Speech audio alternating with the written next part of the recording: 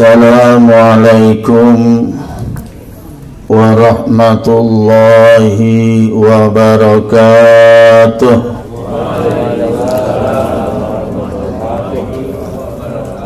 Ono yang di ujung kedengaran ya? Alhamdulillah, berarti sehat. Alhamdulillah. Alhamdulillahilladzi ja'alal mauta wal hayata liyabluwakum ayyukum ahsanu amala. Ashhadu an la ilaha illallah wahdahu la syarikalah wa ashhadu anna sayyidana Muhammadan abduhu wa rasuluh. Allahumma salli ala sayyidina Muhammad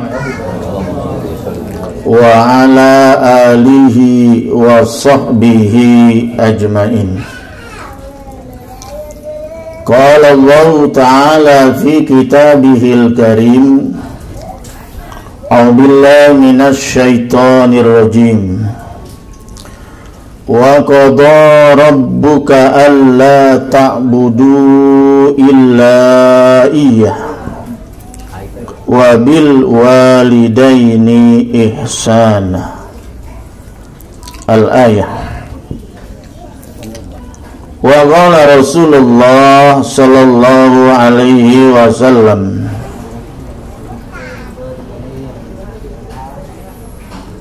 an Abi Mas'udin radhiyallahu anhu qala sa'altu Nabiyya sallallahu alaihi wasallam ayu amalin ahabbu ilallah, qala as-salatu ala waqtiha. Qultu summa ayun ya Rasulullah, qala birrul walidaini. Qultu summa ayun, qala al jihadu fi sabilillah. Rabbi shrahli sadri wa yassirli amri wahlul 'uqdatam min lisani yafqahu qawli. Rabbi zidni ilman nafi'a warzuqni fahman jaida bil laili wan nahar. Allahumma faqihni fiddin wa 'allimni ta'wila. Allahumma arzuqni fahman nabiyyin wa izal mursalin wa ilmal malaikatil muqarrabin. Amma ba'du. Hadratil Mukarram yang saya hormati, saya muliakan tokoh agama setempat Kyai Haji Samsudin. Semoga senantiasa diberikan kesehatan dan keberkahan oleh Allah. Amin. Juga yang saya hormati, di sini ada ustadz muda sebagai penerus yang tua-tua. Ada Ustadz Fauzan bin Dr. Andas Haji Saifullah, Ustadz Bustami dari blok Masjid Haji Kanco Al-Islah ya. Juga Dr. Ibnu Hajar Al-Haytami MA, pembawa acara sekaligus sebagai Ketua Dewan Kemakmuran Masjid Al-Hidayah Dr. Andas Haji Nur Hasan MSI beserta para jamaah. Barakallahu fiikum. Keluarga besar Sohibul Musibah, warga besar Bani Haja Saodah, hadirin hadirat sekalian yang tidak bisa saya absen satu persatu, tapi insya Allah kehadiran kita pada malam hari ini akan dicatat oleh para malaikat Allah sebagai nilai ibadah. Amin ya rabbal. Kenapa tidak? Karena ada sebuah keterangan hadis di dalam kitab Riyadhus Shalihin yang ditulis seorang ulama besar dalam mazhab Imam Syafi'i yang menjadi rujukan kita, yaitu adalah Al-Imam An-Nawawi dari kampung Nawa, Syria. Inna bikulli khutwatin darajah, bahwa setiap langkah kaki kita ke tempat majlis khair, tempat-tempat yang diredai oleh Allah, mudah-mudahan termasuk malam ini majelis kita. Amin. Majelis khair insyaallah satu langkah satu pahala. Amin. Jadi kalau secara matematika yang paling jauh, yang paling besar pahalanya adalah yang paling jauh rumahnya dari tempat ini. Kita yang paling dekat. Tapi kan plus jadi MC. Jadi sebetulnya tidak ada alasan, oh majelisnya jauh, pengajiannya jauh, masjidnya jauh. Justru semakin jauh semakin banyak langkah. Sebanyak langkah itu pula, sebanyak itu pula pahala diberikan oleh Allah Subhanahu wa taala. Amin. Sebanyak langkah kaki kita pula, sebanyak itu pula dosa-dosa kecil kita diampuni oleh Allah Subhanahu wa taala. Amin ya rabbal alamin. Para jamaah sekalian rahimakumullah, alhamdulillah kita kumpul di malam ini, malam Senin, malam yang baik dan bulan baik, bulan Rajab. Bulan Rajab dinamakan bulan haram, Syahrul Muazzam, bulan yang diagungkan oleh Allah Subhanahu. Barang siapa yang memuliakan bulan Rajab dengan berbanyak ibadah, maka dia pun akan dimuliakan oleh Allah Subhanahu wa taala. Sehingga Nabi pun mengadakan gencatan senjata, tidak boleh ada peperangan dan pertumpahan darah selama bulan Rajab karena saking mulianya bulan Rajab. Alhamdulillah, almarhumah almaghfurlah pun meninggal dunia pada bulan Rajab. Ada yang menyusul? Mulia nih bulan Rajab? Enggak, nanti aja ya. Belum siap. Ya, amilnya udah siap tuh, amilnya mengurus sudah siap. Iya, subhanallah. Sudahlah, mau bulan apa kek, yang penting kita diwafatkan dalam keadaan taat dan ibadah kepada, dalam keadaan husnul, barangkali itu yang terpenting. Para jamaah sekalian yang insya Allah dimuliakan oleh Allah, pada malam hari ini saya akan sebagai mukadimah akan saya sampaikan tentang masalah urgensitas atau berbakti kepada kedua orang tua. Berbakti kepada kedua orang tua itu digambarkan dalam Al-Quran surat Al-Isra.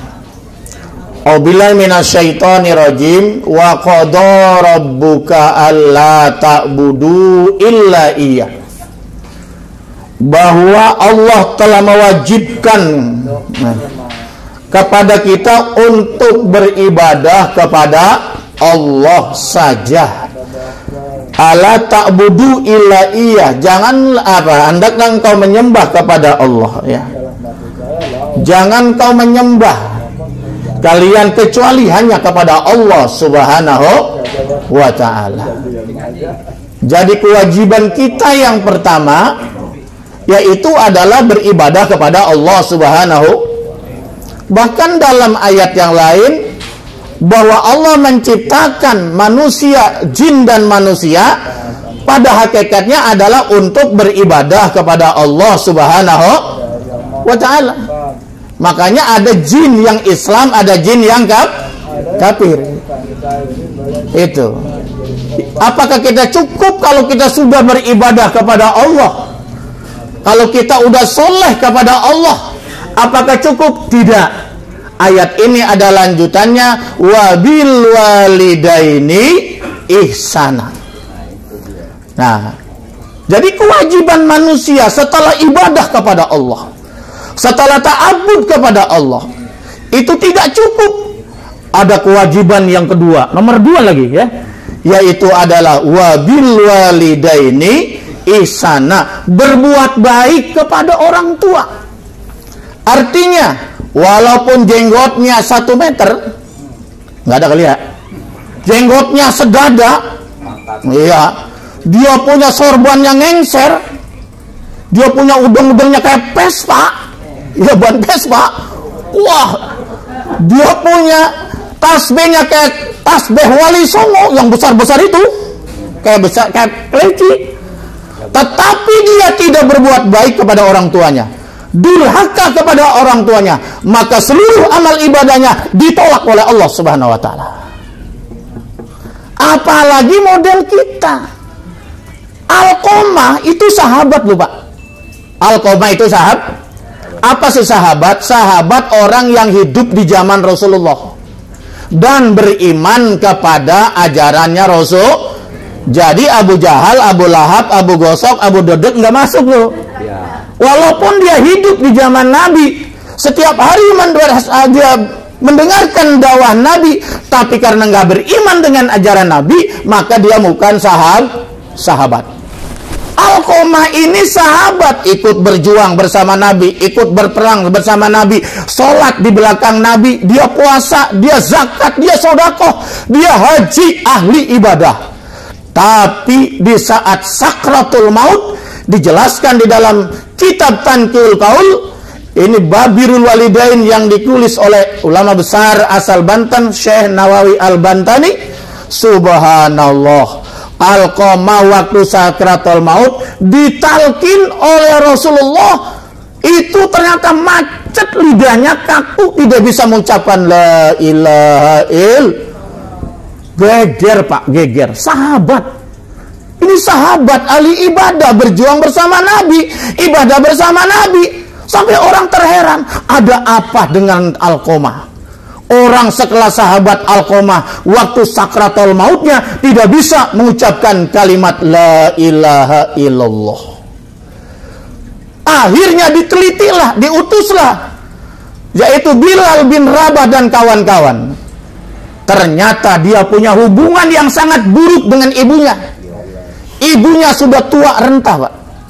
Ibunya sudah tidak berdaya. Ternyata Alqamah punya hubungan yang sangat buruk, tidak open, tidak peduli dengan ibunya yang sudah tak berdaya. Kenapa? Terlalu cinta dengan istri. Ini dia. Nah, ini dia. Jadi barangkali itu satu sindiran kalau di RCTI ada sinetron dunia terbalik.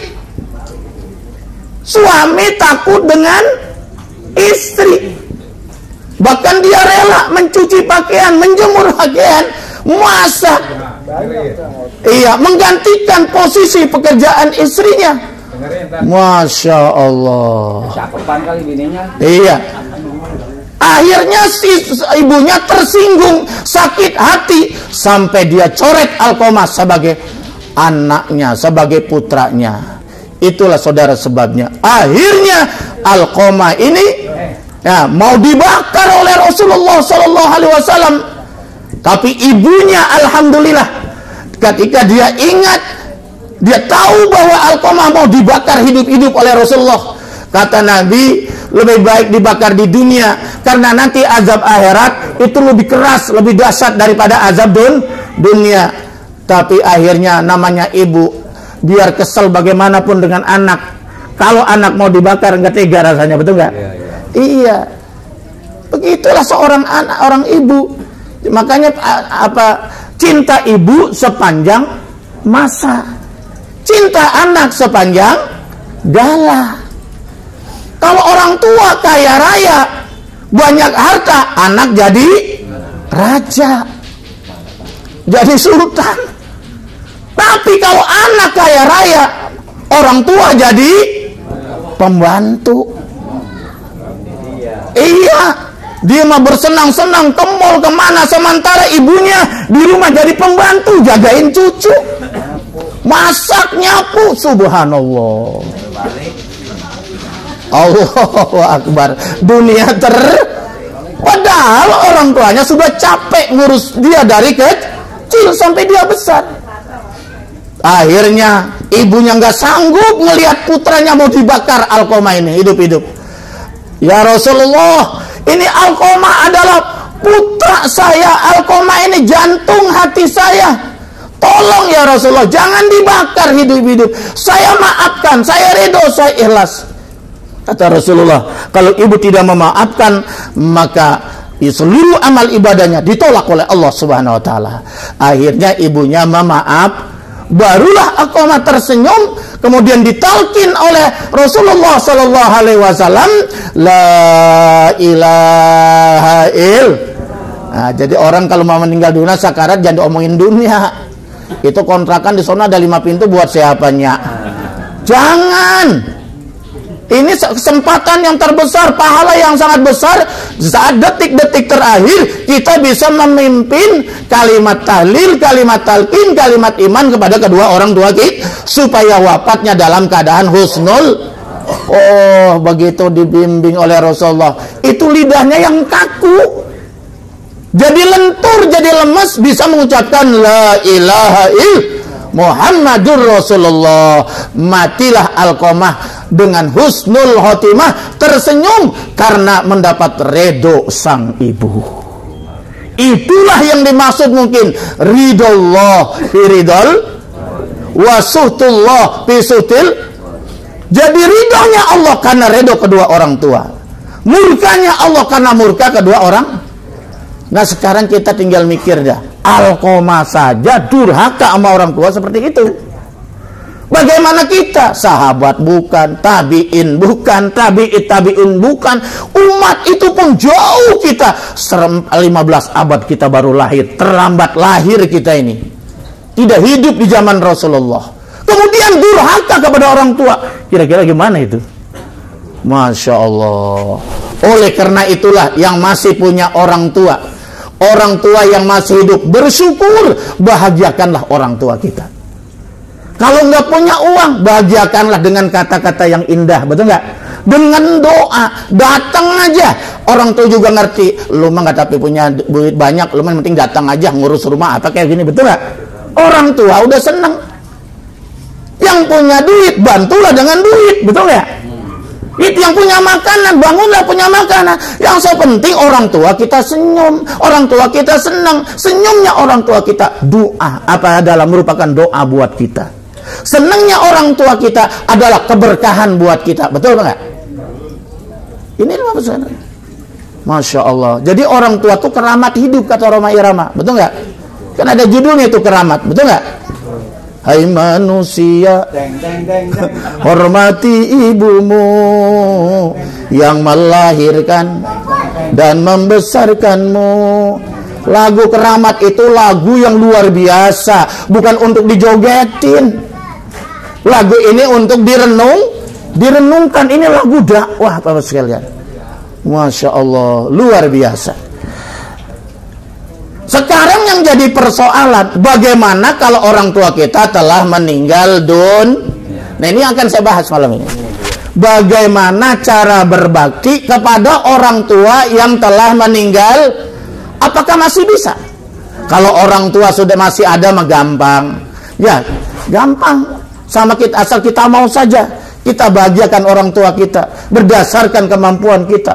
Baik, bagaimana orang tua kita telah meninggal dunia, ibu kita telah tiada, bapak kita telah tiada. Kita merasa dulu waktu masih hidup kurang berbakti. Kita pengen berbakti kepada dua orang tua kita, padahal orang tua kita sudah tiada. Bisa atau tidak?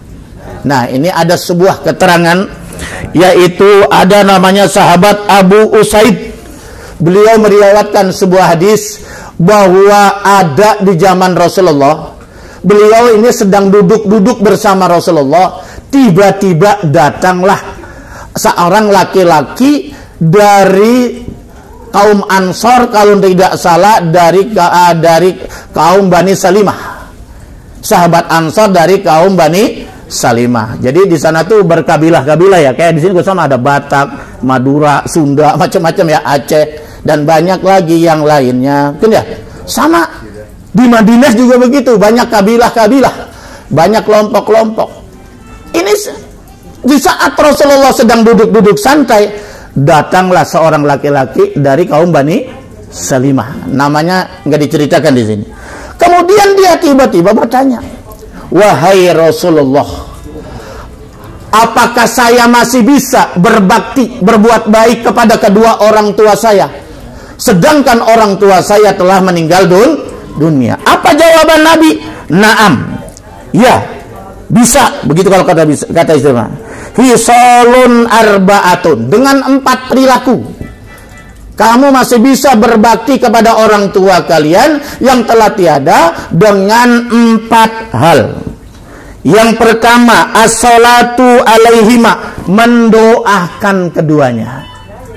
Itu. Jadi jangan pernah lupa, kita mendoakan orang tua, ikut sertakan orang tua kita dalam doa-doa kita. Ini keberkahan. Ya, keberkahan hidup adanya di situ tuh. Ya. Jadi kalau pengen berkah hidup kita, mudah, walaupun tidak kaya raya, tapi berkah cukup, betul nggak? Cukup dan kuat ibadah. Apa sih berkah? Berkah itu ziyadatu khairillah, tambah umur, tambah kebaikan kepada Allah, tambah harta, tambah kebaik, tambah jabatan, tambah kebaikan. Bukan semakin jauh dari Allah. Kalau semakin jauh dari Allah nggak berkah itu. Itu. Jadi jangan pernah lupa kita mendoakan orang tua kita. Udah, jangan yang susah-susah. Doa yang maksur saja. Doa kan ada 2 macam. Ada doa maksur, ada doa ghairu maksur. Doa maksur itu doa yang diambil dari Al-Quran dan sunnah dan hadis. Doa yang diajarkan oleh Allah dari Al-Quran, dan doa yang diajarkan oleh Nabi melalui hadis-hadis Nabi. Nah, itu ada doa yang diajarkan dalam Al-Quran, malah kita dianjurkan berdoa, yaitu di dalam Al-Quran dikatakan wa qur rabbirhamhuma kama rabbayani shaghira. Jadi yang pertama kata Nabi, kalau pengen kamu itu berbakti sama orang tua, jangan pernah lupa doakan orang tua kalian, bawa itu orang tua kalian dalam doa-doa kalian. Apa doanya? Yang pendek saja, Rabbighfirli wali walidayya warhamhuma kama rabbayani. Lah Pak Ustadz, itu mah TK. Bukan masalah TK. Yang penting bagaimana doa itu kita baca. Karena orang yang telah meninggal dunia, Bapak-Bapak sekalian, digambarkan dalam sebuah hadis Rasulullah sallallahu alaihi wasallam di dalam kitab Nasaihul Ibad. Ya, di sana dijelaskan yang ditulis oleh Syekh Nawawi Al-Bantani, bahwa mal mayit kal gharikil mughawis, al mayit fi qabrihi kal gharikil mughawis. Tidaklah seorang mayit, seorang jenazah di dalam kuburnya kecuali bagaikan orang yang tenggelam. Kita nggak tahu aja tuh. Jadi orang yang meninggal dunia itu ibaratnya orang tenggelam minta tolong. Nah, kalau tenggelamnya di rawa mungkin ada yang dengar. Beruntung ada yang dengar, ada yang nolong, betul nggak? Tapi kalau dia minta tolong di kuburan, siapa yang dengar? Ada yang dengar nggak? Kalau ini dengar di kuburan orang yang rumah buah kinu nggak ada yang betah itu. Ya? Iya. Itu kalau suara kuburan kedengeran, orang yang dekat buah kinu tuh nggak ada yang betah itu. Betul nggak? Tapi Nabi bisa mendengar, ya. Nabi bisa mendengar. Masya Allah. Inilah Bapak sekalian. Jadi artinya apa? Orang di dalam kuburan itu benar-benar membutuhkan pertolongan dari orang yang masih hidup, terutama dari keluar. Apa pertolongannya? Doa. Yang kedua istighfar, ya. Yang kedua istighfar. Di sini dikatakan wal istighfaru lahuma, dan istighfar kepada keduanya. Nah itu. Makanya orang semakin banyak mendoakan orang tuanya, insya Allah hidupnya semakin berkah, insya Allah. Tapi barang siapa yang tidak pernah mendoakan orang tuanya setiap pada sholat, maka keberkahannya itu dicabut oleh Allah Subhanahu Wa Taala.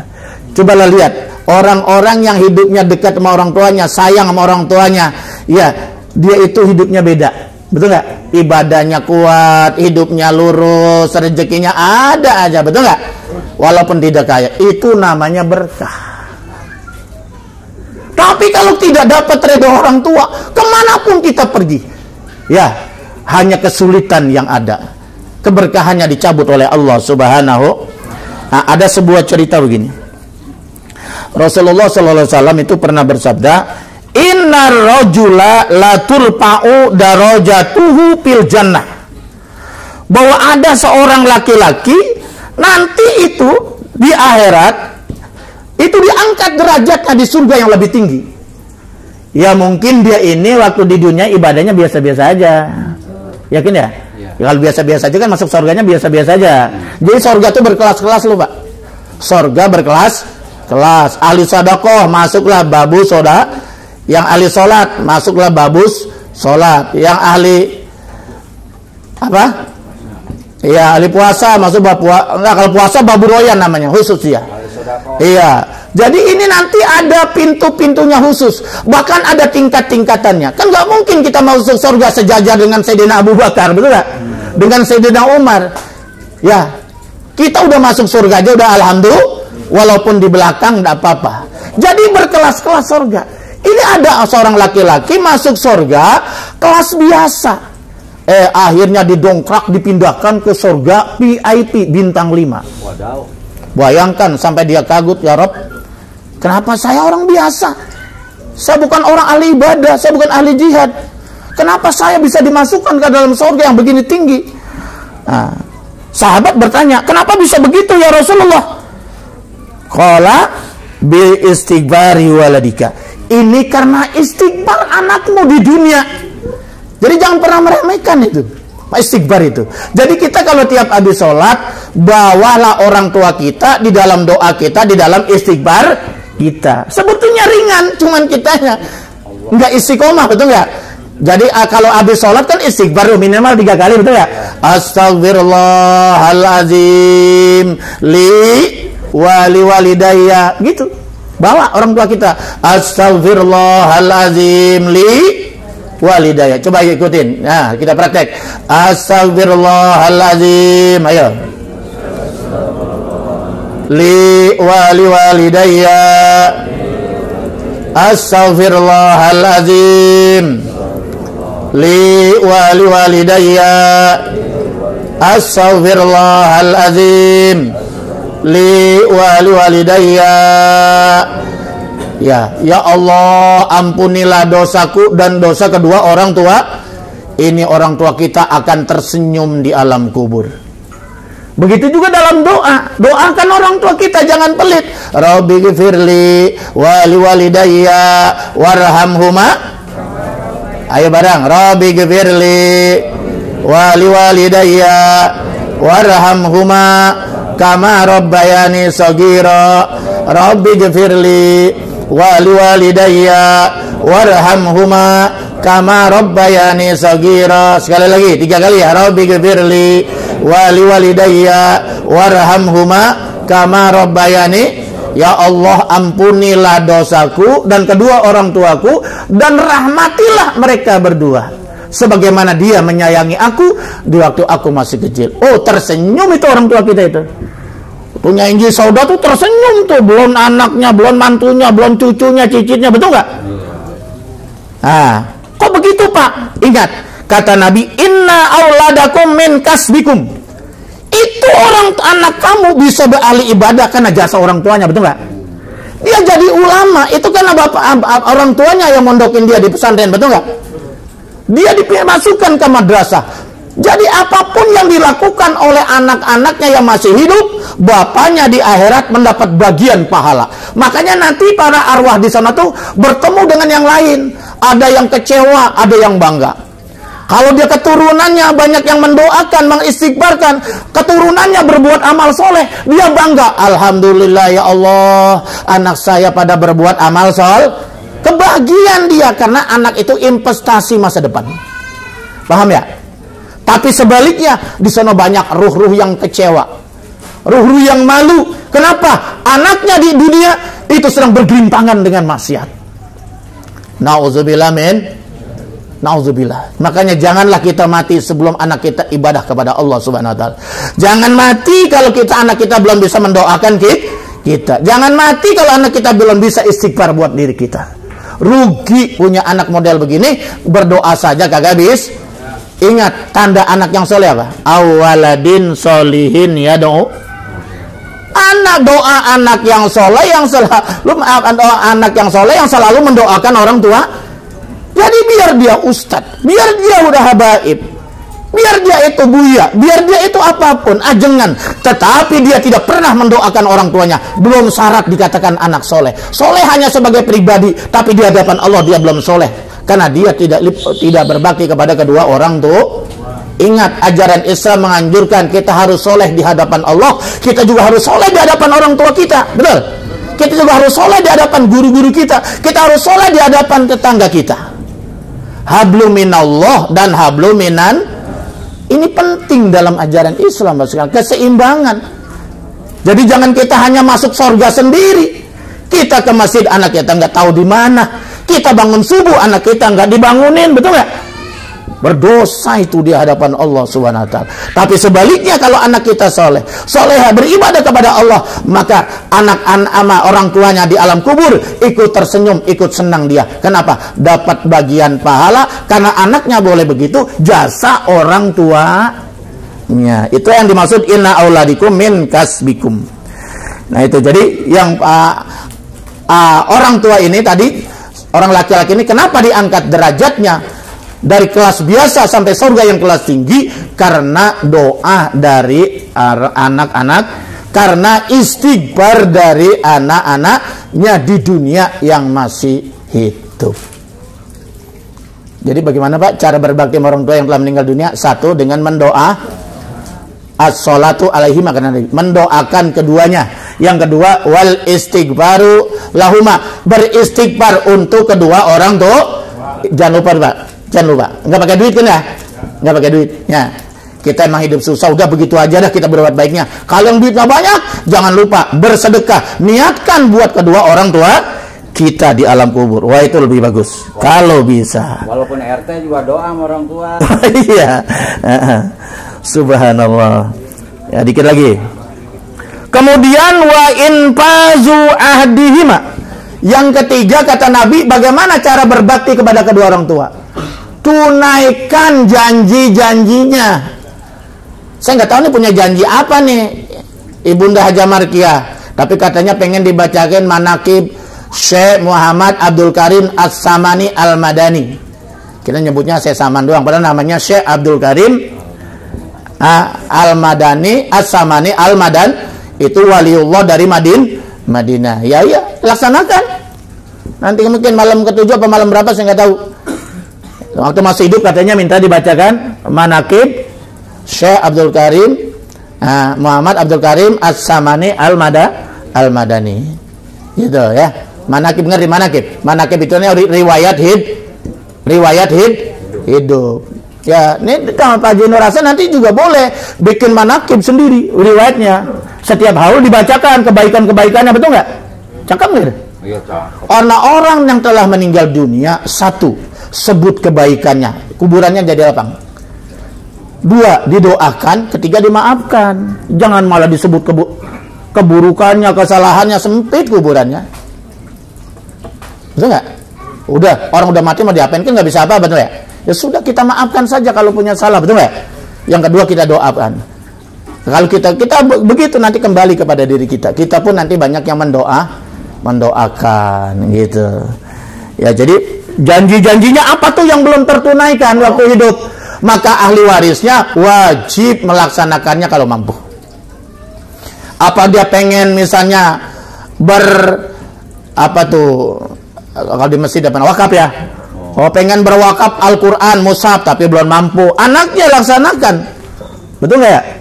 Atau dia punya tanah misalnya, pengen banget diwakafkan begitu kan ya, buat masjid, laksanakan kalau ada. Tapi buat anaknya juga akhirnya. Iya. Wakafnya. Tapi kalau harus dibedain nanti ya, itu nanti ada bab sendiri. Iya. Tapi sekarang mah makmur sih ya. Iya. Ini kan kalau orang-orang tertentu hartanya banyak, jangan dibagi waris semua, sisihkan buat melaksanakan amanatnya, melaksanakan janji-janjinya, betul nggak? Itu. Saya pernah waktu ceramah maulid di apa sih namanya nih kalau dekat kayak gitu hari itu apa namanya? Parangkoret ya? Iya, dekat kayak itu hari situ. Itu orang tuanya masuk hidup berpesan, karena ini jalan kecil menuju musola kecil. Sebelahnya tanahnya, sana kan banyak jualan kembang ya. Dia minta supaya 1 meter begitu diwakafkan buat jalan musol. Oh, ternyata tidak dilaksanakan. Ini anak durhaka kepada orang tua ini. Nauzubillah min. Padahal itu kalau dia wakafkan jalan ke musola, maka setiap hari orang diinjak itu tanah, berangkat ke musola, pahalanya mengalir sampai ke alam kubur, betul nggak? Ini enggak, jalan malah dipagar, disempitin. Iya, nanti khawatir kuburannya sempit itu kalau begitu. Wa ikramu sadiqihima, yang keempat, dan muliakan teman-temannya. Setiap orang kan punya teman, betul ya?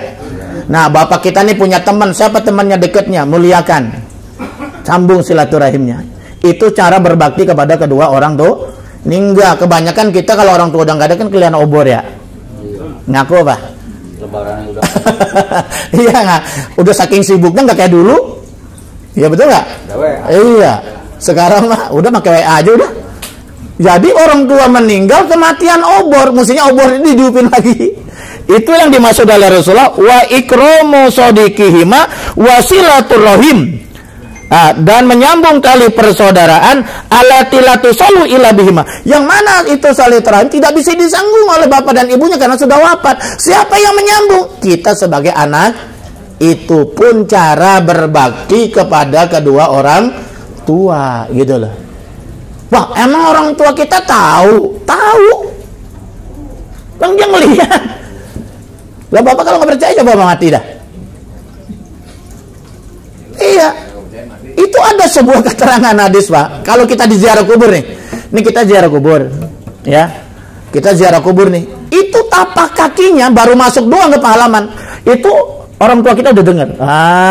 Ono anak gua, sayangan gua, ono Haji Nur Hasan datang ziarah kubur, tahu itu? Tiap hari. Wah, tiap hari jemaah. Iya, tapi kan sambil ziarah.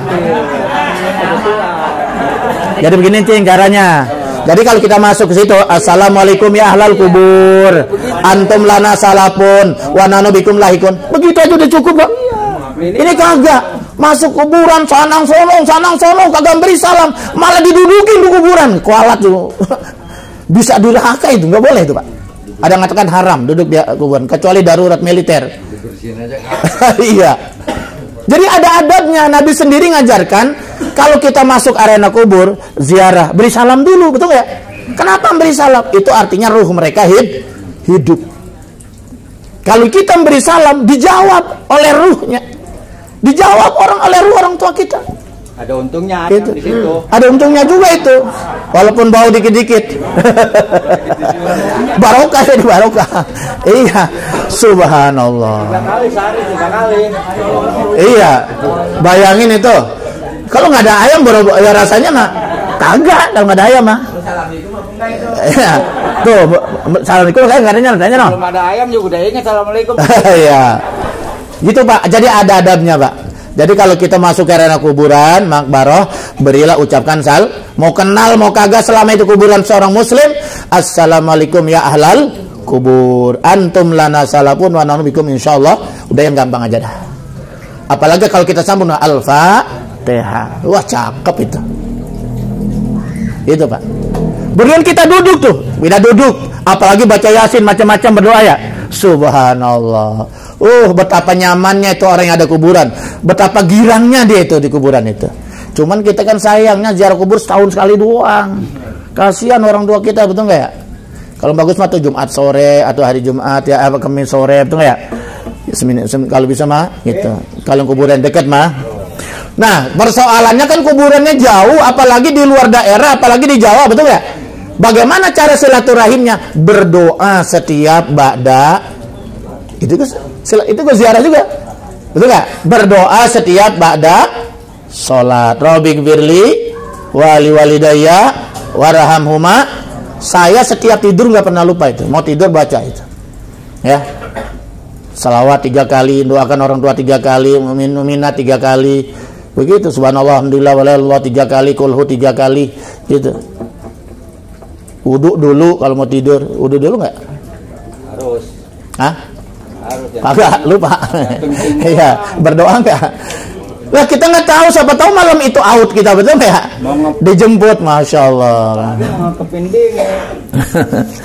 Nah, Bapak-bapak sekalian, ini yang dapat saya sampaikan, ibu-ibu. Ya, terakhir mari saya minta Fatihah khusus buat almarhumah Ibunda Markia binti Kasan, ya. Sekaligus juga ini buat ponakannya siapa, Ahmad Hujaji, ya. Hujaji bin Haji Mustafa, ya. Usin bin Samin, keluarga besar Jasoda, semuanya nggak sebut satu persatu tadi sudah. Mari kita baca ke Fatihah, mudah-mudahan dilapangkan alam kuburnya, diterima amal solehnya, dimaafkan segala kesalahannya, arwah mereka diterima di sisi Allah atas rahmat ridho dan ampunannya.